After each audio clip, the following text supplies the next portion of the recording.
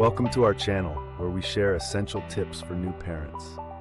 Today, we're going to talk about something every parent needs to know: how to use diaper cream for your baby.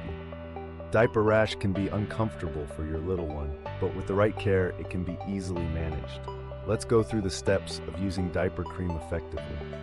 First, make sure you have everything you need: diaper cream, clean diapers, wipes or a damp cloth, and a clean changing pad or surface. Lay your baby on the changing pad and remove the dirty diaper. Use wipes or a damp cloth to gently clean your baby's bottom. Make sure the area is completely clean and dry before applying the cream. Now squeeze a small amount of diaper cream onto your fingers. Gently apply a thin layer to your baby's clean, dry bottom. Focus on any red or irritated areas, but you can apply it all over the diaper area to prevent rash.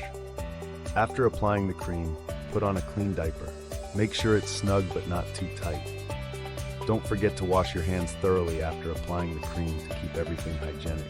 Here are a few extra tips.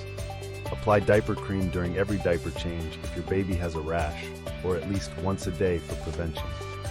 Choose a fragrance-free and hypoallergenic cream to avoid irritation.